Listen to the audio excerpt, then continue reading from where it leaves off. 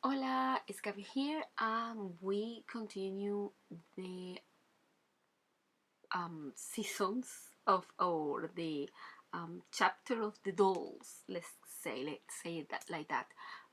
Right now, I'm just with my copy markers. I'm coloring this. I speed this a lot because I really don't know cannot teach you how to use copy markers because copy markers for me are still mystery, we can say, because sometimes they behave very well and sometimes they bleed a lot. I guess it's for the paper, but sometimes, let me tell you this, I use the same paper but they bleed.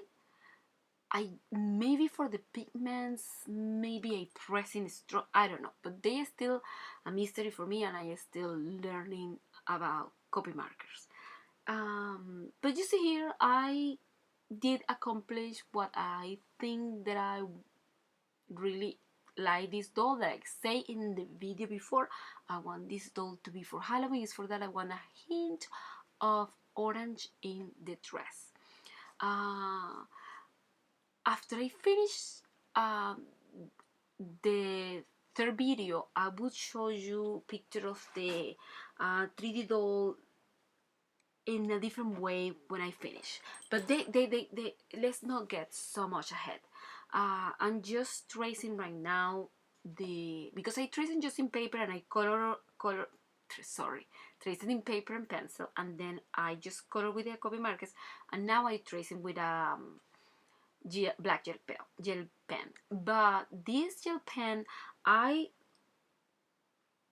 trace lines and go went with my copy markers in the top of the gel pen, and it didn't run. It was perfect. Maybe you can trace first the doll in your gel marker and then you color with your copy, and it will work. But I rather to did it the way I did because the way the gel pen stay more shiny is you put the copy on the top, the gel pen lose a little bit the shininess and it would more like mute. And right now I'm just adding black around the borders for the doll to look like she is well cut, and I'm using my gel pad because we're going to color the background. um, the background, I just play with the colors that I want for this paper, and I was playing this time with my distress inks. Also, these have like no right or wrong. It's just the gel pad, and they go. If you add more water, they go more like watercolors. They behave more, or like I didn't add too much water for the beginning because was no plan that I want those square there, but I think they look good and I leave them that way. And now we're going to add red, and for that I dry the first layer because I want the red there. But after I add everything that I add to this page, the red, just in a little bit in the bottom you can look that I add the red. Of course, we're going to add the splashes. We're going to play with our stamps, some stamps that I haven't played before. um, in the background you can add whatever you want. I wasn't thinking that much in here, and after that I was thinking, oh, maybe I could add more Halloween stamps, like maybe some spiders, maybe some bats or pumpkins or scary eyes or stuff like that, but I think the final result was good. um, just in this part of the card, just get very creative. Play with your inks, play with the stuff that you bought but you didn't play before. I bet all of us have some stuff that we say, oh, I want to buy this, I have to have it, and after that we don't use it. I'm going to add splashes. Here was one of the mistakes that I made. Because I want to play also with my markers that are going to add shadows. I'm going to add matte medium. In the top of my medium, I add these white splashes that are made from aquarella, watercolors. Um, when I add again the doll, I add more matte media, and some of the splashes they blend into the background. If you're going to do the splashes and add matte medium, do the splashes in acrylic, the way they stay put. After you dry very well the card, the matte medium, you can play with this marker and add some shadows in the brown. In brown, you don't have to do it in brown. You can do it in red or orange, or you can do it not with this marker, but you can do it also with the distress inks. With a pencil, you grab distress ink and you add shadows in the back of the doll.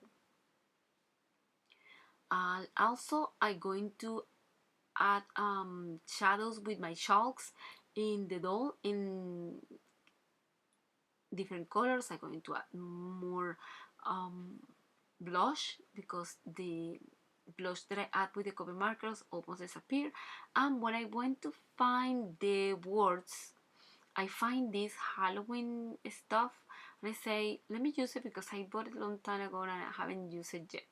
And we're going to use the thin holes, and I think I add the words "You're my favorite monsters," and I just cut it in 3 parts and add it, and I add in the top of the letters and in the top of the circle with dots more how you call that, medium matte. Sorry about that.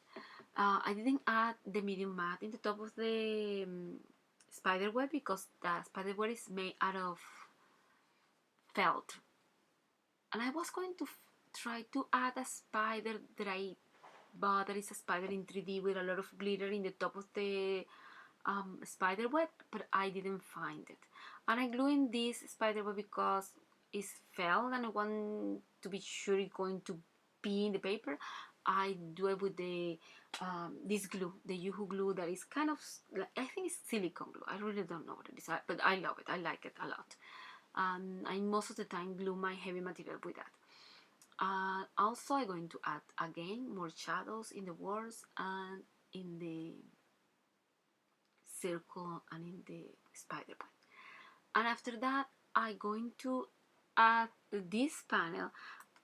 In this example, I don't finish the card. I plan to add it to orange card base, but I add another panel in black, and then I'm going to glue it in orange card base. But I didn't do it here because to make the panel, I think is enough. You know how the finished card is going to look. If you want to leave a little line of the card base, you just cut the card base a little bit bigger than this. In the pattern that I'm going to leave in my blog, have the measurement of this card and the paper that I use for these cards. This, I don't mistaken, is Bristol. For the 2D doll, I just transfer, like I say, the outline that you see me making in the first video. I just trace that outline. I saw everything. I didn't leave any space for turn or fill it up. And I cutting a little snatches in all around. That way, when you turn it, it will turn better. Because sometimes if you don't do this, the fabric get like pinch, and when you turn it, it doesn't look that good. And I cut a line in the back of the doll that I should be cutting this line in the other side. That way the doll is going to be the same as the card, but I mistake that and I cut it on the other side, and now the doll is opposite from what is in the card. Then after, if you want to turn it, if you don't want to turn it, you can cut it, fill it up,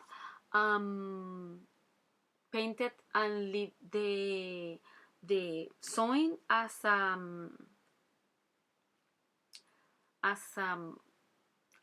don't know how to say it, but you can leave it like that if you want, or you can leave it flat. We can make flat dots if you want. You don't have to fill it up. We can do an example in future video, because I have flat dolls hanging in my room and they look very nice, and you can put them on the table, stuff like that. When I fill it up, I didn't put the filling too tight, and remember to wet the fabric before fill it up, because that way the stuffing get in their place. Normally the stuffing moves if the fabric is dry. I'm going to now do the sewing in the back of the doll. After that, we're going to play with our acrylics. She is going to be paint all with acrylics, and also I'm going to add the cheeks like I add in the car. I added with my chalks.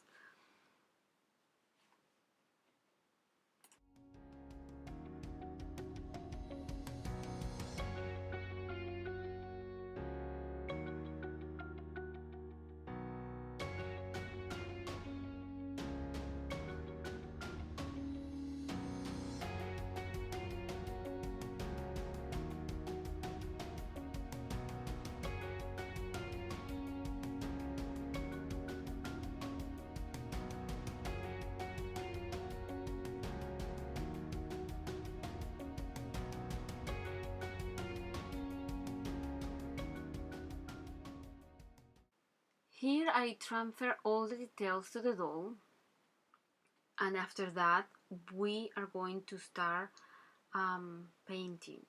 I'm going to grab and try to use colors very similar to the doll that I did, sorry, for the car making.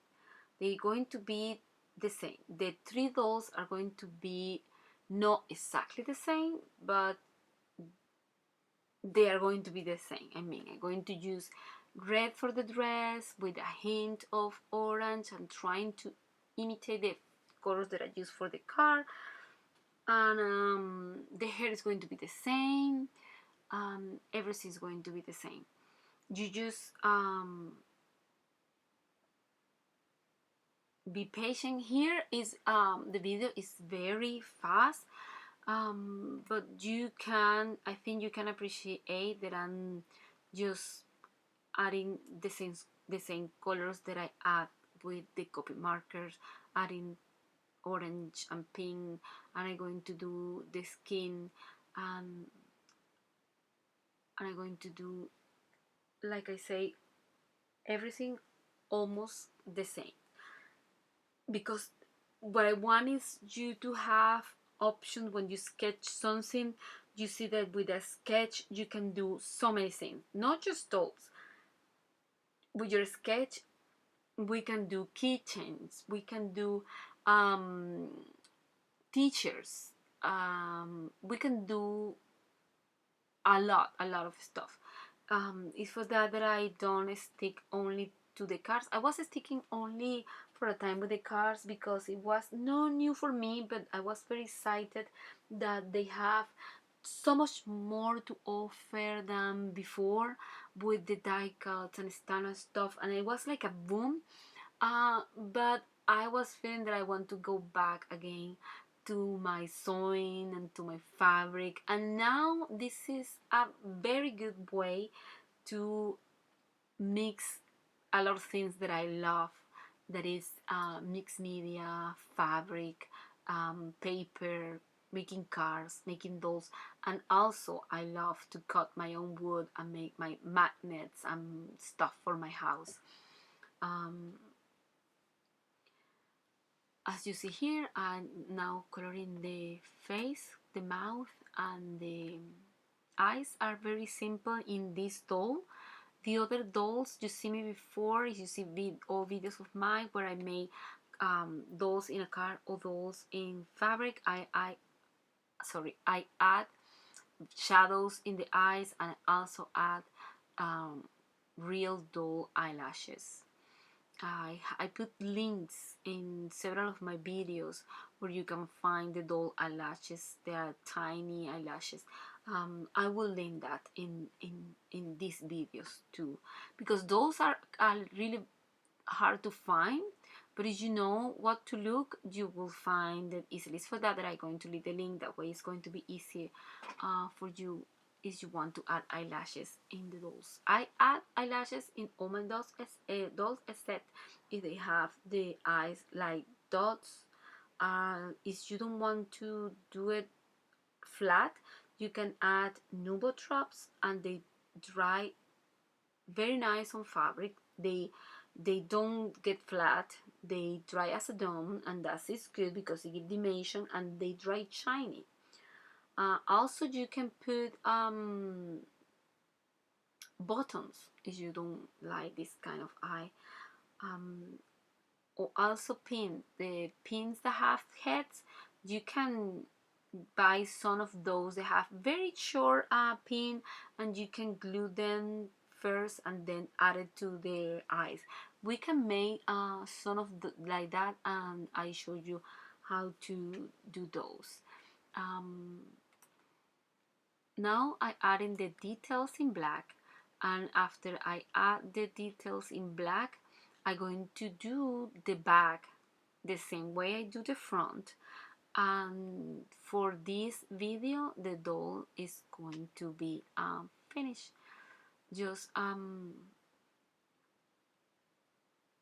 adding some details. You will see that I'm finished the back the same way I finished the front, and that's it. Now we're going to the third part of video, that is going to be the 3D doll. And that's it for the video. Thank you for watching. Until next time, goodbye.